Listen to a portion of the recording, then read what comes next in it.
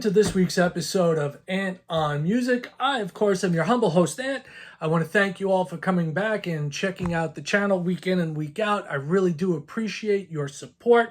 If you're new here, welcome, welcome, welcome. If you've been here before, welcome back. This week, I have a short week. We're going to do a little bit of flora, fauna, and some sweetness, the complete sweets, as they might say. Just gonna look at three things. There was something I want to show you. Of course, the mail's messing with me once again. That'll be in earlier next week, and I'll probably just do that as a one-off, mainly because that's gonna be a big one. So, anyhow, let's get into it. Let's start digging. First thing, it's not really a re-release, also kind of a new release. And that is the Counting Crows. Counting Crows is one of my favorite bands from the 90s. I remember they got lumped in with, the Wallflowers, and more so one of my friends, one of my good friends, may he rest in peace, Neil Boyle. He used to say that the Counting Crows were a poor man's Hootie and the Blowfish. I would so wish Neil was here to talk to about music because he was such a great guy and introduced me to a lot of stuff. And I would love to rub in his face that the Counting Crows are a much better band at this point in time. Adam Duritz, man, what a great songwriter, great lyricist. He's had some life. And a couple of years back, I can't believe it's already been a bit of time, they released Butter Miracle, right? And that was what, Sweet One? I think it was called, right? Yeah, Sweet One, Butter Miracle, Sweet One. Now they have Butter Miracle, the complete sweets. And you must be wondering, well, what the hell's the difference? Well, the difference is this. Sweet One is now side 2 on this album, and side 2 that was on that album was the first time on vinyl, the version of August and everything after. This has side A, which is known as Sweet Tooth, and Sweet Tooth has With Love from A to Z. Also has Spaceman in Tulsa, which is a great song. It has probably one of the best choruses I've heard in a long time. Boxcars, Virginia Through the Rain, which is really cool, and Under the Aurora. And if you don't remember the original version of this album, you had The Tall Grass, Elevator Boots, Angel of 14th Street, and Bobby and the Rat Kings. And that song kind of, to me, seems like almost it was so cinematic in nature that it was along the lines of almost being like Thunder Road from Bruce Springsteen, along those lines. Very epic, very dramatic, very cinematic. As far as the album's concerned, there's the jacket, front and back, and the artwork differs a little bit if you notice. Let's grab the other one down. So if you notice this,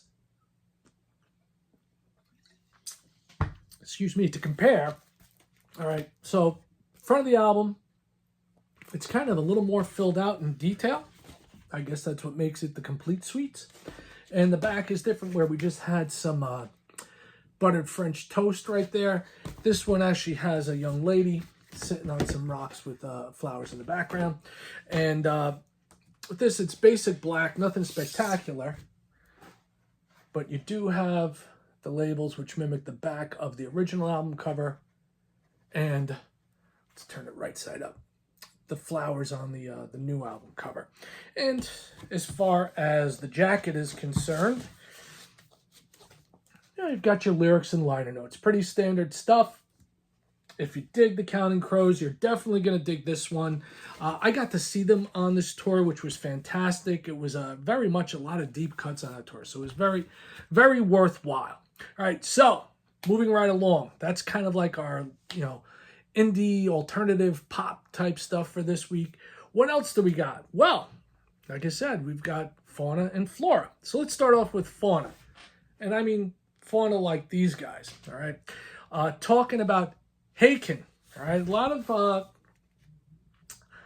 talk about how you pronounce their name. And they came up with the best way for you to understand how you pronounce their name. It's Haken like bacon, not Haken. Okay, so this is the live album. It's called Live Forms, Fauna Live in London. And I got to see this tour when they came through and they played at the Ridgefield Playhouse in Ridgefield, Connecticut. They were on their way to Cruise to the Edge 2023, and they played the full album. whole and entire, as well as additional music. And that's what this is. This is the entire Fauna album redone live. So you know what the track listing is there. The track listing on this is Last Lullaby, Taurus, which I believe was the first single, Nightingale, The Alphabet of Me, Sempiternal Beings, Beneath the White Rainbow, Islands in the Clouds, Love Bite, Elephants Never Forget, and The Eyes of Ebony. And this is a cool vinyl. The labels are neat. You've got your fauna right there, and this is on a very cool, funky echo green vinyl. All right. I'll be honest, I haven't had the opportunity to listen to this one yet. I am looking forward to it because I did experience it live, and it was very, very worthwhile. It was a great show. I'll show you the other album as well, since it is a double, and there is an insert. So we have the Taurus as well as the Rhinoceros right there, and it's same green vinyl, very, very cool looking splatter pattern there. And I'll show you the insert on this. I actually wanted to wear my Haken shirt today, but I couldn't find it amongst the hundreds of shirts I have, believe it or not. So this was one of the t-shirts that they did have. I didn't get this one. I wanted to get the album cover back here, but they were sold out. So I ended up with a T-Rex or a lizard.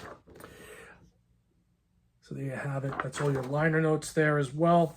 I'm looking forward to them coming back with a new album like soon. They're phenomenal. If you've never heard them and you dig, progressive metal, modern progressive metal, oh man, Haken is the way to go.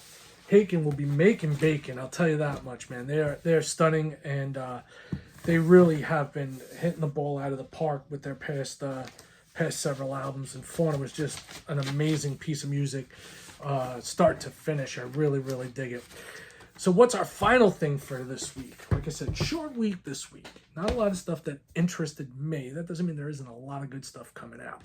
Well, last thing is, this is one of my favorite progressive bands that have been around since the 90s. And actually, a lot of the members have been kicking around since the 70s. Probably one of my favorite guitarists out there, very, very underrated, is Runa Stolt. Runa Stolt's been a member of Transatlantic, along with Neil Morse from Spock's Beard, Pete Truavis, Daniel Gildenlow, and Mike Portnoy. What a super group. Flower Kings have been on a tear as well lately as well. It was hard for me to realize it's been 2 years since their last album, because it seems like it just came out. But it's been out for a while, and it's like, wow, they're already back with a new one. It seemed like such a quick turnaround time. They seem to have hit some sort of creative peak where they're really pushing out a lot of material. And also Run's done work with John Anderson, The Invention of Knowledge, which was very cool. They have this new one that just came out, and it is called Love. Got some pretty funky artwork. It's kind of a turn of the century, like 1900s, 1920s. This is the back. It is a beautiful gatefold sleeve. If you get the reference there, it's kind of like the old school circus, old school carnival. You got the tattooed man right there. And show you the labels on this first. All right, and then I'll show you the vinyl as well. All right, the vinyl is this beautiful translucent blue. How cool is that? It's pretty nifty. And this one, it's kind of odd because there's no like grand epic that takes up a whole side on a 2-album set from them. But track listing on this is kicks off with Claim the Moon, which is really cool. Starts off very mellow and builds from there. The Elder, not a cover of the Kiss tune. How can you leave us now? Really great song. World Spinning, Burning Both Edges, which I like. The Rubble, Kaiser Razor, The Phoenix, The Promise, which is really good. Love Is, which is very good as well. The Walls of Shame, and the longest track on the album, Considerations, and that clocks in at 10:14. You've got a good mix of songs. Actually, second longest song. Elder's actually longer. Elder's 11:09. I didn't realize that. But the Flower Kings, Love Is, great album. Loved by the Flower Kings. They're back. if you dig symphonic prog, if you like stuff like Yes, ELP, and you've never heard of them, check them out. This is their latest. They have a lot of good stuff. I have both of their box sets. Might as well take a look at these since we have time. Really quick. All right, so these are called the Kingdom of Colors, and this is a great way to get yourself caught up quickly on them. Check these out if you get a chance. This is basically all the recorded input from their initial album, Back in the World of Adventures, up until Desolation Rose, and it even has some bonus material on there as well, which is worthwhile. It's like you kind of got to wonder what was the decision-making process in leaving some of these tracks off. But Flower Kings, Kingdom of Colors also, so I guess we can unbox the Flower Kings if you want to say. This is the first volume. We'll just take a quick look so you have an idea. Get a nice little booklet, a lot of information on the Kings themselves, and then you have all the albums as they came out. You have Back in the World of Adventures, Retropolis, all right? And then you have Stardust We Are, which I have back there. Sony has bought their catalog, and they have been re-releasing their older albums, with the exception of the live ones. I don't know why as of yet. Flower Power, Space Revolver is a great one. Rainmaker, this one kind of let me down a little bit, and then Unfold the Future. But that's like volume 1 of the Flower King story. And then you have the second volume, which catches you up from there. And it's kind of funny because back in like the early days of like LimeWire and things like that, that's how I stumbled across the Flower Kings on a torrent site, and I've been listening to them ever since. I've yet to see them live. I would love to. I've seen members of the Flower Kings, you know, with Steve Haken and whatnot, but never all together. You get another booklet here. You know, it goes through all the albums, gives you all the lyrics, which is really cool in both sets. Adam and Eve.